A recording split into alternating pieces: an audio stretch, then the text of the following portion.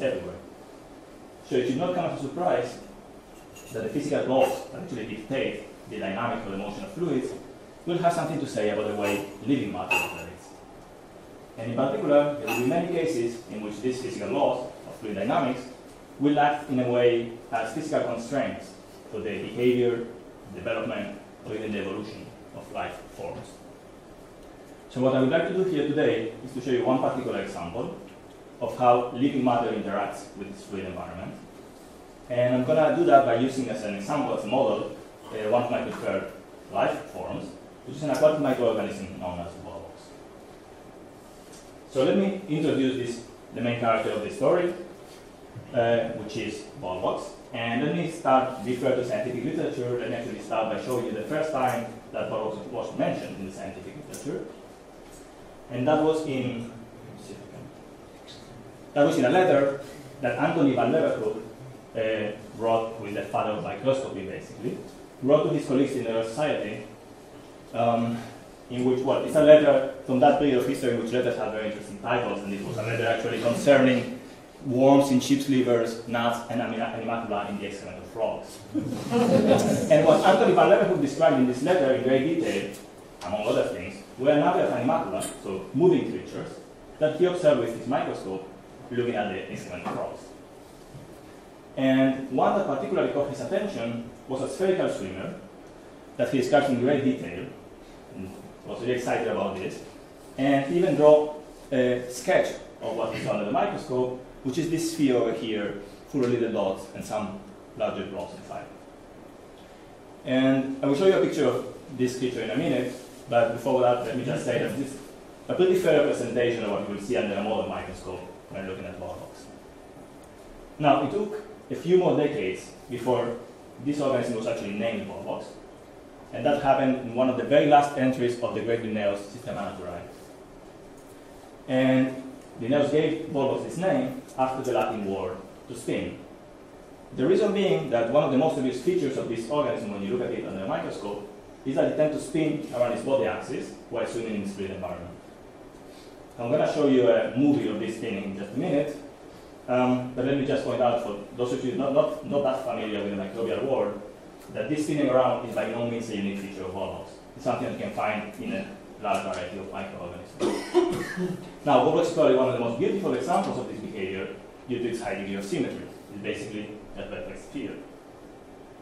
Now, being a perfect sphere is not only aesthetically beautiful, at least for some of us it looks aesthetically beautiful, it's also extremely useful, particularly for those of us interested in doing some mathematical modeling of the physical properties of living matter. Finding a spherical organism is ideal. It's like finding a proverbial spherical cow. You can actually do a lot of detailed analysis of the physical properties of the organism and model it in great detail without the need for complicated approximations. Now, being spherical is very nice, but it doesn't make you the preferred model system for biologists. For a biologist, what is a model system is an organism that is relatively easy to study in a number of senses. So it has to fulfill a number of requirements. It has to be easy to grow in the lab, which many organisms are not. It has to be, it's better if it has a short lifespan, so you can actually repeat experiments very often in the lab. In the case of Volvox, its genome has been sequenced recently, so we have all the toolkit of modern molecular biology, which is also very interesting, because it gives us things like mutants and molecular markers and so on. And in the case of Volvox, one thing that is extremely interesting is that it belongs to a family that spans from unicellular to differentiating multicellular. And that it's ideal to address questions related to the evolution of complexity. So let me show you that family here in this picture. This is a family portrait. This is the perspective of the family portrait. So what I did here was to organize organisms in this family by increasing complexity. And for the moment, I'm just meaning by complexity in more and more number of cells, so larger and larger organisms. So what you have here is in the left top corner here is the unicellular member of this family, which is called Chlamydomonas enharti. And then you have, as you move along this sequence, larger and larger colonial forms. You have organisms with 8 cells, 64, 2 to the n, up to thousands of them. Now, you can see that they organize themselves first in planar colonies, so they organize in planes, and then at some point they become spherical colonies. And there's a clear line divide in this sequence. Excuse me, just Yeah. sorry, I missed this part. The cells are the same. I mean, it's the same microrhythm that form different. No, colonies. different They are different. So different the ones that are organisms. always one, they know from colonies, and the ones that form small colonies, they know from big Yeah. colonies. But you can think of the large colonies, at least these ones over here, I'm going to talk about these ones in a minute. You can think about these as aggregates of the unicellular organisms. They are almost They're identical very cells. well. Now there's a clear line divide in this sequence, and organisms to the left and above this line have a single type of cells. They can have hundreds of thousands of cells, but they are all identical cells, which are chlamydomonas-like cells.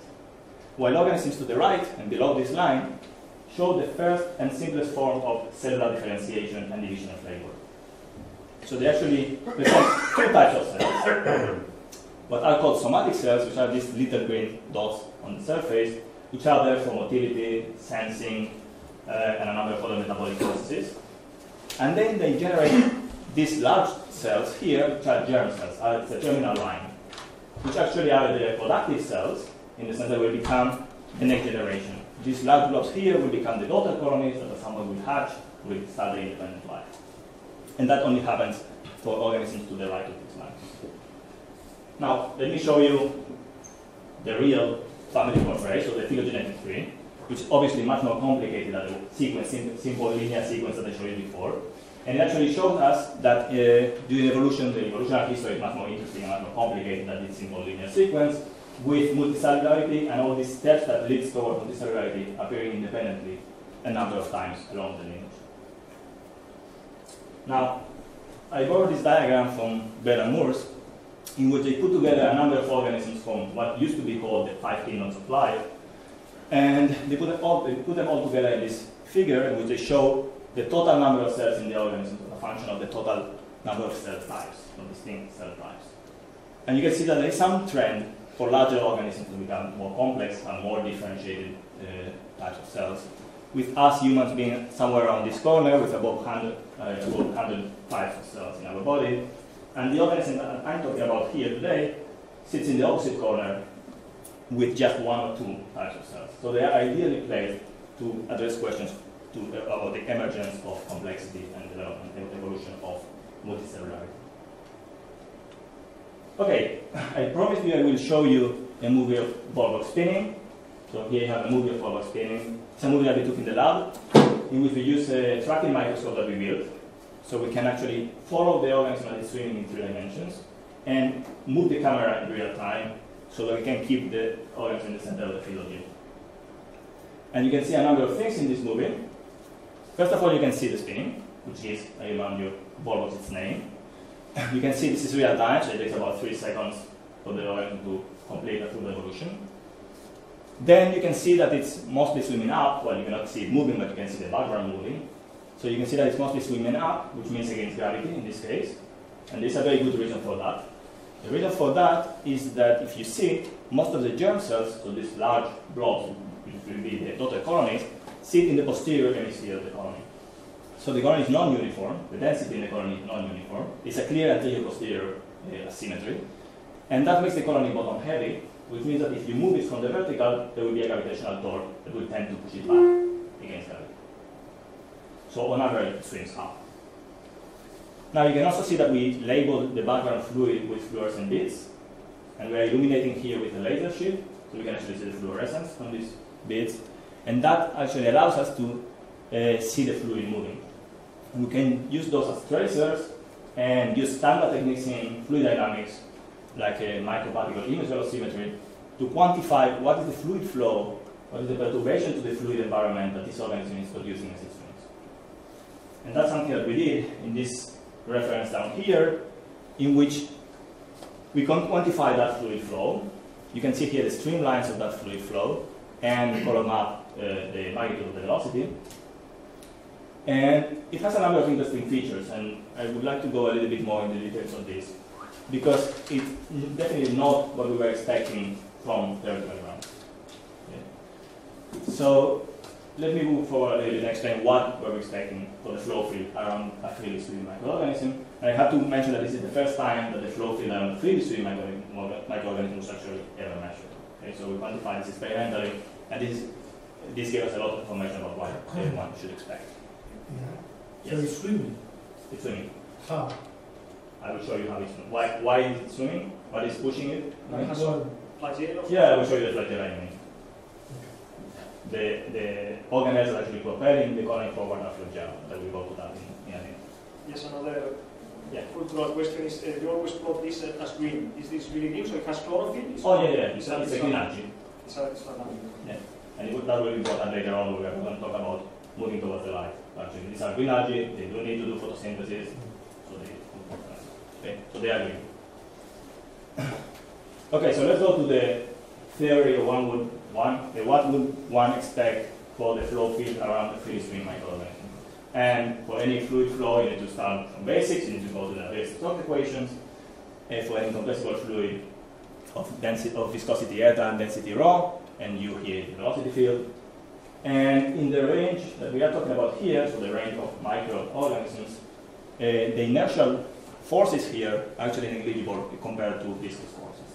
And that's quantified by what is known and as you know, the Reynolds number, which for microorganisms is always very, very small, much smaller than 1. You can quantify that as characteristic velocity times characteristic length divided by characteristic viscosity. So for very viscous environments, or very slow motion, or very small scales, the Reynolds number is very small. And in this case, for micro swimmers, it's always very small, which is good news in the sense that we can get rid of the inertial terms in the Navier-Stokes equation, and then we are in the Stokes regime. And there are many methods to solve the Stokes equation. These are linear equations, so it's easier to solve. And one method that is extremely important and useful is to try and go and find the green function for this. So you describe a delta force somewhere in the fluid, and you try to find a green function, and that likely was done a long time ago. It was actually found by Osim, and it's called the Osim tensor. And the fluid flow generated around this point force is called a Stokeslet. So it's the singular, basic singular solution of Stokes equations.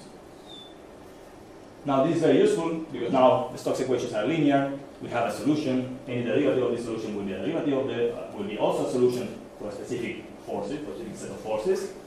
And we can do in practice a multiple expansion of this and describe any solution to our problem if we are in this regime as a linear superposition of the different terms in this multiple expansion. So you go and do the multiple expansion, you get a monopole term, which is a Stokes, which physically means, imagine you have an infinite fluid and you push with a constant force at a specific point, very small point, so a delta function. The motion of the fluid generated by that force will be a Stokeslet, so that monopole contribution. And then you have the higher order term, dipole, quadrupoles, and so on. And now any problem which have a fluid, a body moving in a fluid, can be described in Stokes regime by a linear superposition of these multiples. And that has been used extensively for simple bodies like spheroids moving in a fluid. That's relatively easy to do, and it gives you a discrete set of multiples, and that was done for ellipsoids, for instance, by Chuang et al. But even when the boundaries are very messy and they move a lot, and you cannot actually define an analytic solution based on these singularities, you can still use that numerically in what is called the boundary integral method, for instance, in which you have a body that is moving and you specify a continuum distribution of your singularities along the boundary to solve the Stokes equation numerically. And that's done very often. Now, I'm not going to talk about this methods here today. What I would like to do is to show you what is the highest order, the lowest order, sorry, description of the flow field of a freely swimming microorganism. Which of these multiples, at least in the far field, is the most representative of the fluid flow around the freely swimming microorganism.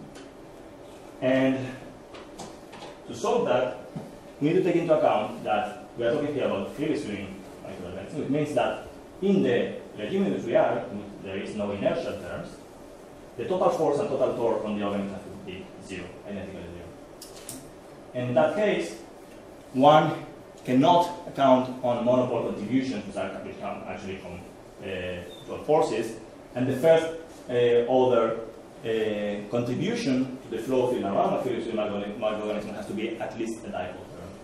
And that has a lot of physical meaning, Because if you think about a swimmer, let's imagine a bacterium here, it generates some thrust, right? Then propelling itself using some forces, in this case flagella, generating some thrust, and it pushes against the viscous environment, so there is some viscous drag, and these two forces have to balance exactly, because the total force on the organism has to be zero.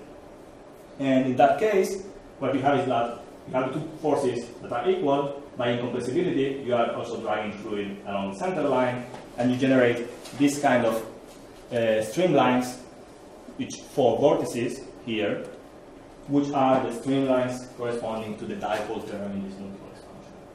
Okay? And that's what we were expecting from the experiment we did to find these dipolar terms. Now, this is very useful and has been used extensively to model microorganisms as a simple dipole, because then you can go and study human interactions, what happens to suspensions when they interact by hydrodynamic means, by simply using in the far field the approximation of dipoles. And it also allows you to classify the world of microswimmers into two classes, pushers and pullers, depending on the sign of this dipole. So in a pusher, you are pushing from the back, so you generate this dipole with a specific sign. In a puller, you are pushing from the front, so the dipole is reversed, and you generate exactly the same flow field, but with the opposite arrows pointing in the opposite direction. So it's very convenient, but it's not necessarily correct. And when you look at what we found experimentally for Volvox, and you compare these streamlines with what you see from a dipole term, which is called a stresslet, by the way, you see that they don't actually look alike at all. In fact, the streamlines here move always in the same direction, so you can see that you don't have flow moving down and then moving up. It's always moving down. And in fact, this looks much more like a monopole contribution. And indeed, if we take this experimental flow field and we remove a simple and single Stockslet, we get as a relative error what you see in this file over here, which if you see the numbers, it's less than 1 almost everywhere, which means that we can explain over 99% of the flow field around this previously microorganism by a single monopole term. Now, that was a surprise. Didn't expect that at all. And of course, that means that there is an external force. And there is one. All microorganisms swimming in this planet are subject to gravitational forces. Now, gravitational forces are not really important for most microorganisms because the density mismatch with the medium in which they live is very small. Indeed, in the case of Volvox, it's smaller than 0.3%, so it's minute. And it does not contribute at all to the swimming of the organism. However, it is fundamental for the perturbation to the fluid that the organism is generating while it's swimming. Okay? So it's a leading order for the flow field around at least Volvox. Now, I must say that also that not even the second order correction to this is a dipole in this case. We actually check what is the second order correction, and it's a higher multiple, it's actually a quadrupole. So in this case, we don't see a dipole anywhere. Okay, so let's go back to the question that Victor was asking. We wanted to know how it's actually moving. Before that, the spin is irrelevant? Because this thing, the Volvox was spinning all the time, right? Oh, yes, yes. And this is going to affect at least locally. Yeah, you do have a... But in this derivation, no, you're not taking that into account? No. So it's not? No, it's asymptotically symmetric. And when you check what the fluid flow is in a plane that goes along the axis of the colony, it's actually a 2D calculation, but of a flow that is not actually okay. But if you look at the other plane, you cross it like this, you do have to take it into account, and you will see. So these lines are really... These lines are actually spirals. Yeah, they are spiraling around it. I'm showing it to the photo. Okay, so let's move on and talk about what is actually propelling this organism forward. And I'm going to show you in a minute that each of these somatic cells, the little dots on the surface of the colony, is actually a biflagellated cell. So they have two flagella. So let me mention what flagella are, because we're not familiar with flagella. We're talking here about one of the most highly conserved organelles in nature. We're talking about an organelle, a piece of a cell, which you can find in almost every eukaryotic cell. So you have flagella almost all around your body. and they are extremely useful, have been extremely highly conserved. They have a microtubule-based structure that you can see here, so they have a ring of microtubules that is actuated by molecular motors of the diamine family, which this motor, what they do is to slide one microtubule with respect to the other, generating bending, and that leads to beating patterns, and I will show you some beating patterns in a minute. Now, they are almost everywhere, as I said, and they are identical in the cells in your body that they are in the cells that I'm talking about here. So they are exactly the same structure in your body than in chlamydomonas or Volvox. And they play fundamental roles. They are there to propel cells, for instance, they are there to propel your sperm, human sperm forward. They push fluids around, for instance, keeping your lungs clean, like pushing mucus. And they play important role in sensing, both chemical and mechanical sensing. And they also play roles in, an important role in some developmental processes, and one that I was particularly interested in during my PhD, and the study while I was here, was the role they play in helping to break the left-right symmetry during early development in vertebrates. Basically, flagella are the heart of deciding in which side of the body you have your heart. Now, the thing about flagella is that they tend to appear in groups, from just a couple of flagella up to thousands of them, and they tend to be in a highly coordinated fashion. So what I'm showing here is a patch on the surface of Volvox. These are about 50 cells, each of them with 2 flagella, and they are beating. And they are definitely not beating randomly. There's some correlation between the different motion. And you can see it better probably if you look at the side. It's a side view. This is the edge of the colony. And what you can see here probably if you look carefully is that there is a wave propagating along the edge. So they are highly coordinated, and that's something that we find everywhere. Most places where you have flagella have more than one, and when they have more than one, they tend to act in a coordinated fashion. And there is a long-standing question about what is the origin of this coordination. What is responsible for that? Has been hypotheses about mechanical coupling. Is it mediated by fluid dynamics or directly by the elastic properties of the cells? Is it something regulated by the cell internally that triggers somehow a pace clipper, the tune? So we set ourselves to address this question experimentally by looking at the simplest system we can find, which is the following. I will show you exactly how we do it first. So what we do is to build very tiny pipettes up to about a couple of microns wide, so we can actually keep in place under the microscope and orient that we want single colonies or single cells. And then we can study with high speed with the microscopy the beating of the flagella for long periods of time, and we can try to say something about this question. So we build these pipettes and we position them with micromanipulators on the right position, we orient them as we want, and then we can take movies like this, in which here we have Volvox. As I said before, each of these somatic cells on the surface, these little dots, had 2 flagella and they are beating. Okay, like that. And then in the unicellular member of this family that I showed before, so chlamydomonas and arty, what we have is that the 2 flagella actually beat in a breastwork fashion that allows the cell to propel itself. Okay? And here what we have is a single cell that we keep at the tip of the micropipette. And now we can go up. So let me, before going to show you what we do with the flagella, we have analyzed about the flagella, let me explain why you do actually see the spinning of the colony. So actually these flagella in the surface of Volvox are extremely well organized. They are all beating, all the flagella from all the different cells are actually beating in almost, in places that are almost exactly, they go almost exactly along lines of constant longitude, so they beat from the North Pole to the South Pole if you wish, with a little twist. So they are slightly tilted about 15 degrees from that plane, and that's enough to generate the spinning of the colony. Okay. Now, in this figure, if you look carefully, you may even see that inside these daughter colonies, there are the next generation. You can see the next daughter colonies already formed inside the germ cells. So this is like a Russian doll type structure, which you can actually see 3 generations at a time. Okay.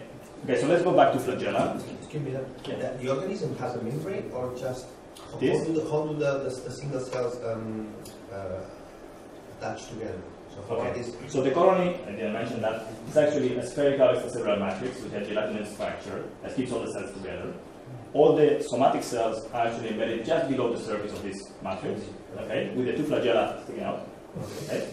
And the germ cells, so the daughter colonies, are actually embedded deep inside the sphere, okay, and mostly on the posterior side.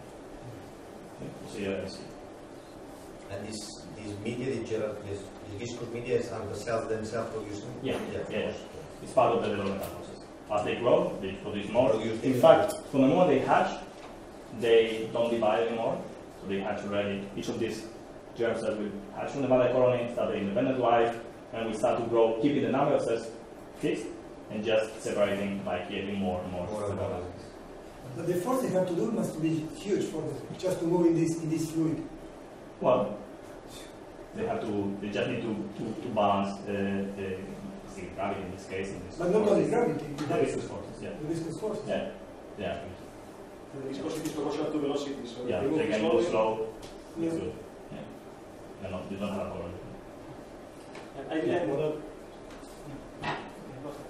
What are the sizes of these things? Yes, right. So I didn't mention that either. When they hatch, they are about 100 microns across, and they grow up to about 500, 600 microns. Okay.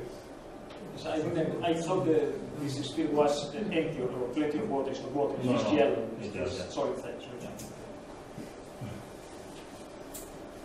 And the individual cell, the unicellular member of the family, the one is actually about 10 microns. So this one is about 10 microns. And the beating frequency of this is about 50 hertz.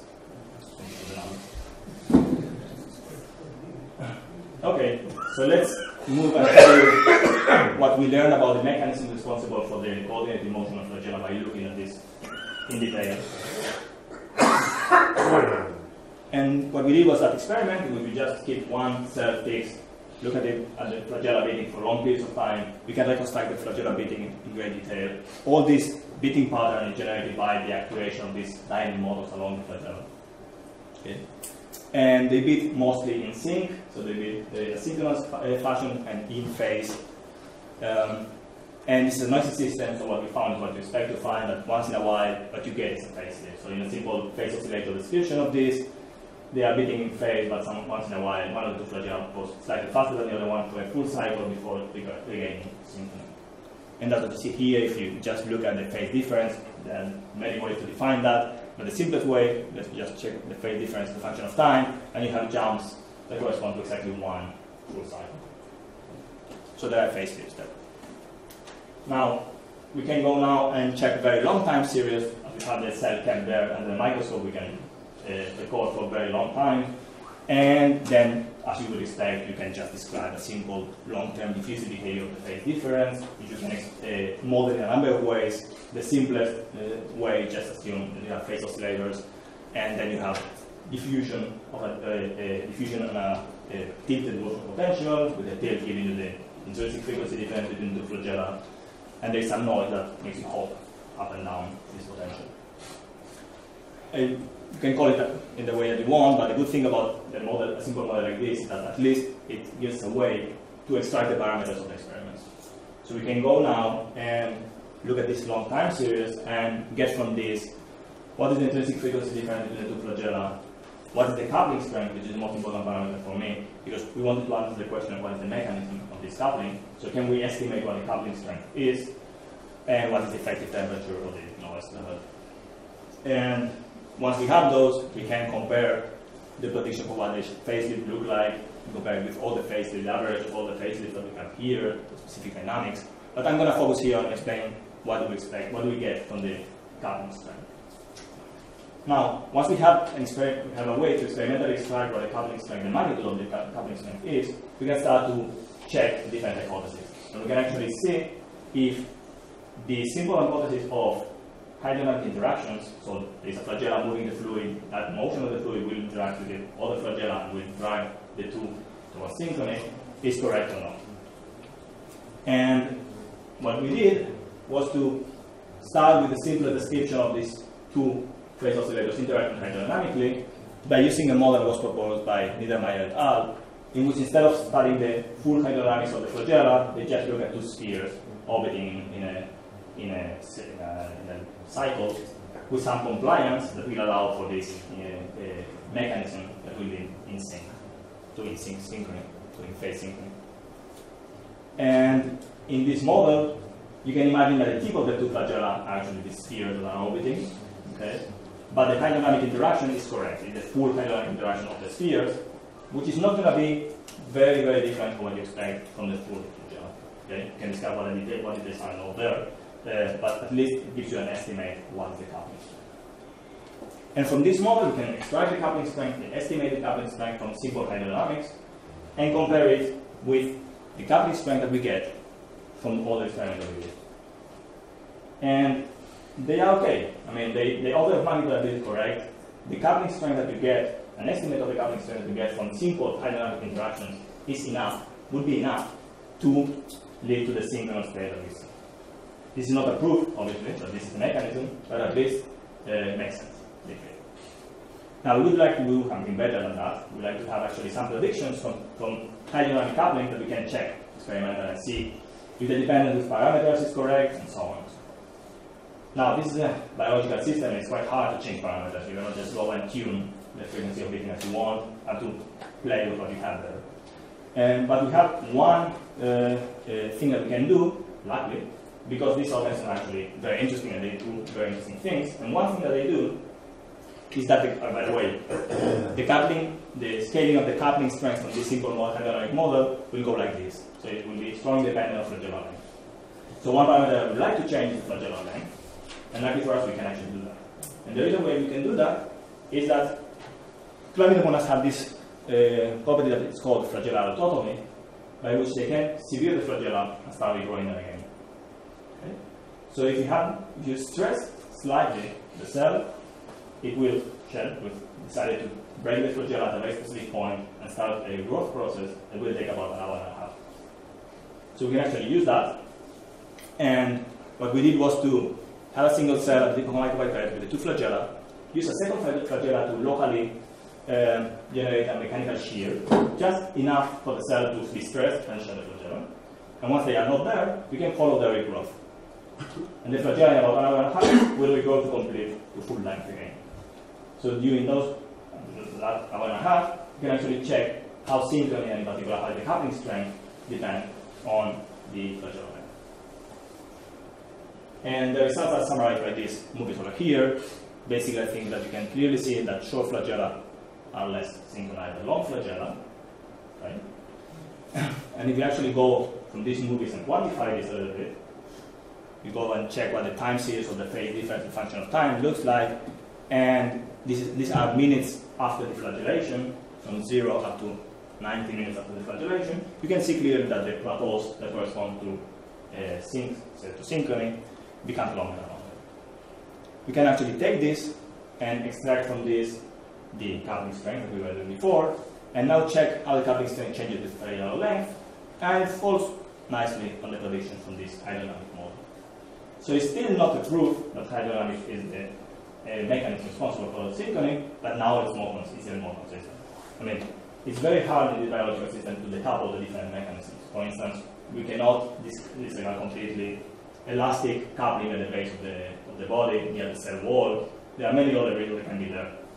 But at least it's consistent, and I have to say that this is the strongest evidence that we have so far for this hypothesis of mechanical coupling of the flagella. Okay, so let me move on from flagella to, again, the motion of Volvox. So I'm going, yeah. So, why you will two flagella and then you have to synchronize instead of having just one or having more? Because if you make the effort to build two, you can build four. And maybe we do have organisms with 4 and many other numbers. I mean, you can find biology. But never one. What's that? Never one. Well, in the case of bacteria, for instance, we have in many cases 1. You do have cases what controls that? What's that? Yeah, what is the mechanism that controls that? And why they have to run? Yeah, evolution. I mean, it's a different organism, so they have different aspects of flagella. I don't think that we not have any answer about why an organism chooses to have 2 or 4 or 1. just how organisms different damage. The case of chlamydia 2 is very nice to study coordination because you have a minimal number of ingredients that you need for coordination, have two oscillators, but how organisms, any number. So let's go back to the larger colony. They have thousands of cells now, and they have flagella, so they propel themselves by having all these flagella beating, pushing forward, and actually also making the colony spin. And we wanted to address the following question. How an organism like this can actually respond to environmental stimuli, changes in the environment, given the fact that you have thousands of cells that sit in the same extracellular matrix, but they are actually not connected directly. They don't have intercellular communication, cytoplasmic bridges. They basically don't talk to each other. Okay? They sit on the same sphere, but they don't talk to each other much. And this organism is simple enough that it doesn't have a central nervous system or a brain to coordinate the response of all the different cells, and still they have to achieve concerted responses to environmental changes and to respond at the level of the single cell, but in a way that will actually produce an outcome at the level of the whole colony. So we wanted to check that by specific environmental stimuli, which is light. And the reason for that is that these organisms are very sensitive to light, so they are green algae, they are photosynthetic, you have to find the right position in the water column, the right light intensity to do all the metabolic activity. So they have to move towards the light. And they have to do that efficiently, do it in a way that will lead them to actually find the right position. So the way this works is the following. Each of these somatic cells that I showed you before has two flagella, also has a primitive eye. A simple photosensor. Okay? It's this orange blob that you can see here. Here you have a few cells on this surface, and each has a little orange blob. And that's a photosensor that actually senses changes in light intensity. And what happens when one of these cells senses a change in light intensity is that it triggers a cascade of events, intercellular events, that finally leads to the downregulation of flagella beating. So what happens is that a cell senses a change and increase in light intensity will stop beating its flagella. Basically. Now, we wanted to quantify that photoresponse, but not by looking at the thousands of individual cells and individual flagella. We can do the same way we're doing with the individual cells, but here you have more. So we wanted something a little bit more coarse-grained. And the way we did that was with the following experiment. We kept a single colony at the tip of the micropipette, and we shine light through an optical fiber. Okay? So now we have the colony, we can orient it as we want, okay? Position it under the microscope, and then step up the light intensity through the optical fiber with a frequency, a wavelength that is actually very sensitive. Volvox is very sensitive to. We know what the proteins that actually form these photosensors are, so we know what the frequency that they respond to, mostly which is a bluish light. So we can shine light through this with this wavelength and check what is the response of the flagella. But instead of looking at the individual flagella, we can use the fact that we are here at the lowest grain of number. So as I mentioned before, there is no inertia here. If the flagella stop beating, the fluid stops moving immediately. Right? So there's a one-to-one correspondence between flagella beating and fluid motion. So we can actually quantify the fluid flow around the colony and changes in the fluid flow around the colonies as a proxy for the photoresponse. Okay? And that's what we did here. So I'm going to show you a movie. We are shining the light close to the anterior pole, so the north pole, the south here. And you can check how the fluid is moving around here and what happens when we turn the light on. You will not see the light on here because we have a field that blocks that, okay? But you will see the change in the fluid motion. So what happens is the following. You have the fluid moving, and then at one point when you turn the light on, it stops moving here, and then starts recovering again. Okay? I'm going to run this one more time. So the light is off, and the moment the light is on, the fluid here stops moving, and then starts again. And we can now quantify that by looking at the change in the fluid velocity here, which is what you have plotted here.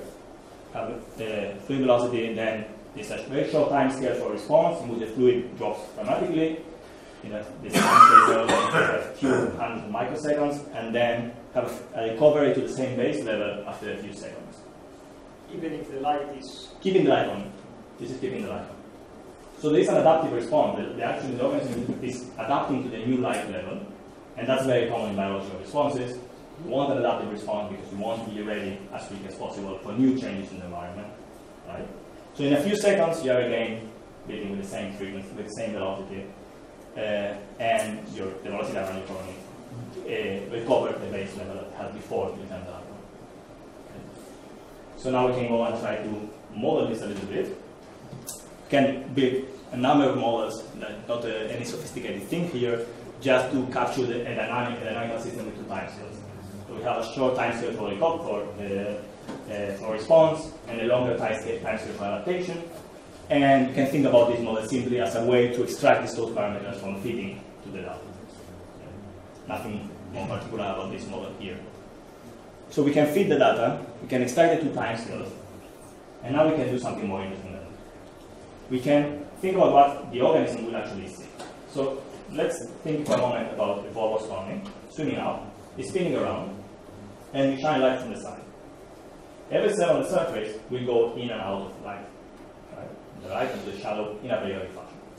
So what each cell in the colony is actually seeing is a periodic stimulation, not a step up. So now we can use these time scales to actually predict what the response function will be for different frequencies, right?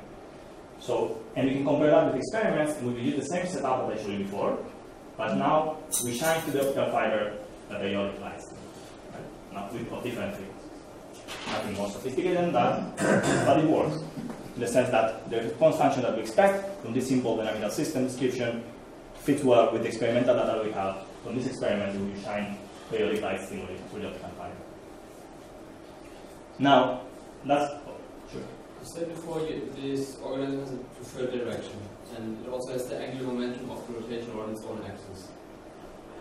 So, if it would have a directionality, yes, swimming towards the light, then actually the periodic stimulation of the rotation, if the light comes from the front, that would not be the direction. True. I put myself in a situation in which you have to change direction. If you are up there, you are already swimming in the direction of the light, you are fine. But it's how you get to that direction. So let's imagine that you are swimming up and you actually see light, a change in light intensity from the side.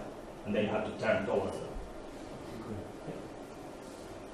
Okay, so that's nice, but actually more interesting than that is that then if you go and check what the natural frequency of spinning of the population of Volvox is, you actually fall on this gray dashed area over here, with a mean very, very close to the maximum of this photoresponse curve.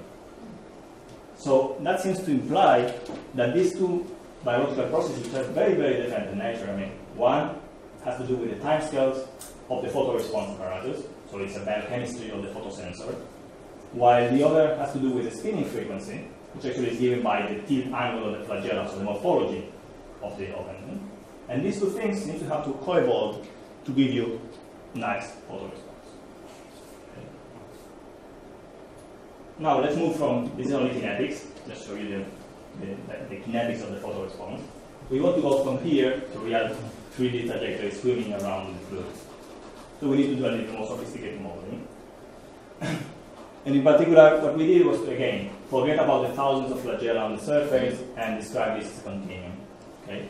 So we have some photoresponse on the surface, some surface velocity, and that surface velocity on the colony will change depending on the light direction, following the same kinetics that I just showed you before. Okay?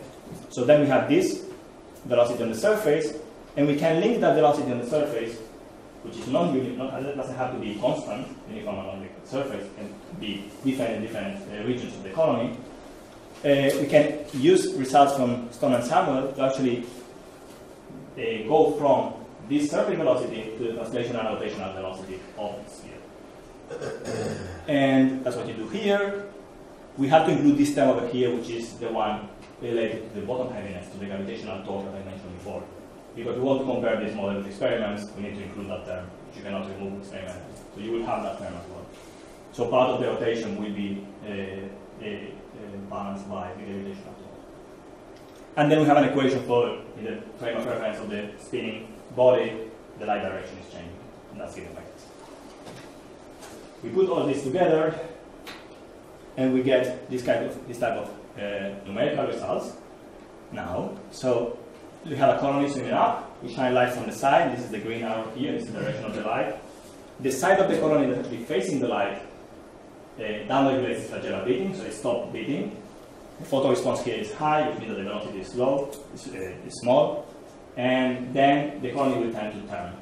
That is why it's running like a rowing boat. You stop, you're using one of the rows will turn to one side.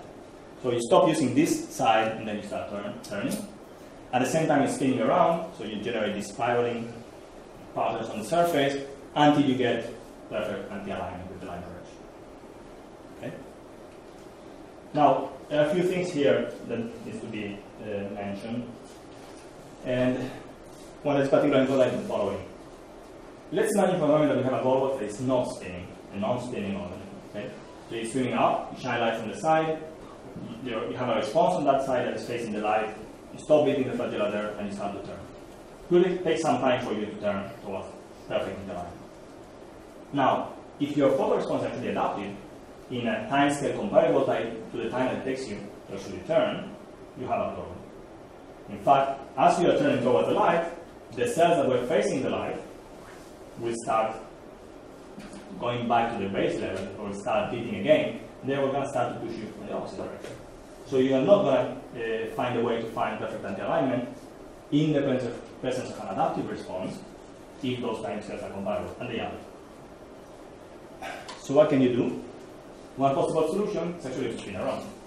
Because if you do that, and you're swimming up, you shine light from the side, you have this side of the colony actually responding, and you start spinning around, you are bringing new cells towards the light continuously, in such a way that you move them away before they completely adapted to the new light level. And in that way, you are not restricted to any angle, you actually can slowly move yourself toward perfect alignment. So, can we actually check that that's correct? Well, one way to do that, experimentally, is to go now and slow what the colony is spinning. Because we are saying that spinning, this behavior actually gives Volvox its name, is not only fundamental for optimizing photoresponse kinetics, but it's actually crucial to achieving correct anti-alignment with the light in the presence of an adaptive response. So we would like to check that that's correct experimentally. We can slow down the spinning of the colony and check if it still behaves the same way, they can actually do phototaxis or not. And we can do that by increasing the viscosity of the medium. So we can change the viscosity of the fluid and repeat those experiments and see how well they align with the right direction. And the results are summarized here. What you see is the phototactic ability of many organisms that we measured. Basically, that quantifies the cosine of the angle with respect to the light direction. So very good phototaxis here, almost no down here, as a function of spinning frequency.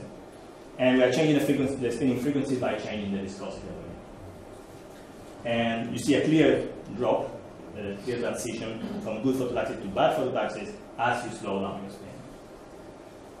And if you go and check what the distribution of angles with respect to the light direction is, up here it looks like this, and down here it's uniform. So you're swimming in any direction, you're not following the light at all. ¿Cómo you measure that on the We do no, actually tracking 3D, the swimming of the organisms. I didn't show the apparatus here, but we have two cameras to set up to do 3D tracking, and we can see in which direction they are swimming. Okay, so let me just finish with telling you a few things that we are doing now. Here, that are related to what I showed you before. On the topic related to flagellar coordination, we are now studying mutant of chlamydomonas that actually shows a very interesting out-of-phase synchrony. So they are still synchronized, but they exit out of phase. So we're trying to understand what are the differences between these two mutants and why they show different types of coordination in the flagella, given that they are almost identical in almost everything, just a mutation. We are also trying to go from in the topic related to swimming towards the light, trying to go from individual trajectories of an organism swimming towards the light to microscopic, from the microscopic to the microscopic behavior, looking what happens at the suspension of organisms when they are attracted to a light source. And here you may see that we are turning the light now, we have a suspension of chlamydomonas, and actually they start swimming towards the light source, as you can see there. So we can study collective behavior in this setup. And from this, we are actually going to study even larger phenomena that happen when you have these light-induced accumulations that leads to nonlinear patterns and so on in the suspension of the plumes that you can see here developing, which are light-induced. Okay, so we are turning the light on, and that's actually the forcing for these patterns to emerge. So let me just finish with some acknowledgement to the funding agencies, to the people working in the lab here with me, Dr. Idan and Ana, and to the collaboration with Cambridge, Professor Goldstein, Marco Polin, actually moving from Cambridge now to Warwick, and Knut Rescher is also now. And thank you all for your attention.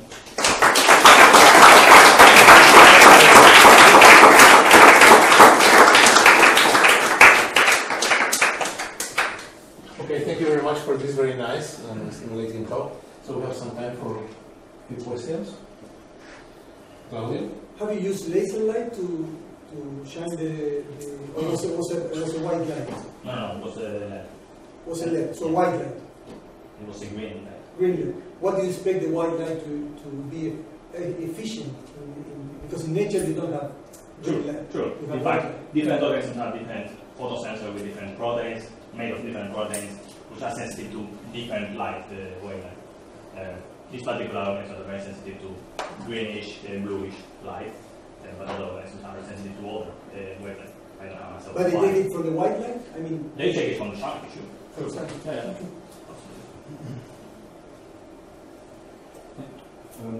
When you look at the synchronization of the flagella, you look at just one cell and how one flagella is synchronized to the other one. Yeah. But what about when you have several cells as a colony, how the two flagella of one cell will be synchronized with the two flagella of another? Right. So we are very interested in that. Some progress has been made now in the group in Cambridge, which they actually look at the waves, how the waves that provide along the colony emerge. And a very similar picture you can write a very similar model, extend it obviously to a chain and see how it developed naturally away. If they comply, there's some details that needs to be important, like how compliant is the orbit, right? That gives you stiffer or less stiff orbit cycles for each flagella, and that's very important for the wave to go down. Some progress on that have been made on the colony, and we are playing actually with extracting somatic cells from the surface of Volvox and study them, putting the two of these close to each other, like just like that, and see how they simulate in that case. Because in that case, you are at least removing the coupling, the elastic coupling through the membrane. So we are playing with that. Oh, you mean the mechanical coupling? Yes. But what about some kind of there is no trusted exchange of information? No. These are molecules pretty far apart for cellular level, so they are a few tens of micron apart. It will take a long time for pure diffusion through the membrane to communicate them, and there are no intercellular connections in these tissues, so you don't have direct connection that you can actually link and talk to each other. They're basically isolated.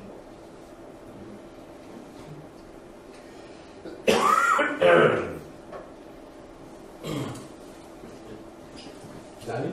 You said that the rotation is the mechanism to keep the system basically responsive to rotation. But I mean, in general, if you have rotation, it's actually quite bad to turn because you get precession. Did you include that in your model? No, not really. It's very stable. Overestimated. It's a very stable rotation. You don't really see it. Precession is an inertial effect. Yeah. Exactly. Yeah. If you have, so that's what I mean. So if you go, but you don't have inertia here. We are in an inertialess world, so you cannot use that analogy.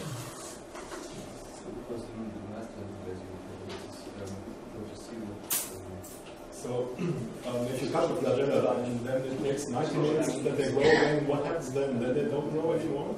No, they stop growing. So that means that the cell is somehow reacting or knows about the cell has a very sophisticated control of flagella growth, okay, which we don't understand in detail, and it's not understood in detail.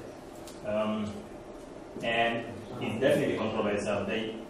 They have to provide, the cell intercellularly have to provide with the elements to rebuild the flagella, and have to know where they are. And it's a very interesting question of how do you know that you are at the end. Because my question it's not that easy. How do they decide that they stop growing the flagella? But they do. They stop growing the almost at the same time. Because the question points at a kind of counter hypothesis. You said the coupling is due to the liquid mechanical coupling. Yeah. So it be also a kind of adaptation via the cell, via the growth mechanism, that it somehow adapts and shows the same response as a function of the length of synchronization. Right, but what kind of change? You have to change all the frequency of the beating frequency, or the stiffness of the connection at the base, or there is something that you need to change that will produce a certain result. And I'm not sure what. Everything we have checked is compatible with pure Like the detuning of each frequency? Yes. The detuning of the two frequencies for trains is very interesting. And for the mutants that we're studying now, you don't have almost detuning because the two flagella are more identical than in the case of the wild type. They are both called cis flagella instead of cis and trans, so they are more identical and actually beat almost at the same frequency when they are independent. So we can play with that, and everything we have checked seems to be compatible with pure dynamics, but we cannot say that it's a proof. Okay. What happens if you shine light from below? I mean, for here, I mean, this ball tends to go to the surface, against gravity tends to go to the light. So in nature, of course, that's very easy because usually light is at the surface. But what well, you have very interesting dynamics. I didn't show, but things like not this particular one, but more complex orbits in which they try to swim out, but they then swim down, and they start to orbit around, and periodic motion have many interesting, a lot of interesting dynamics.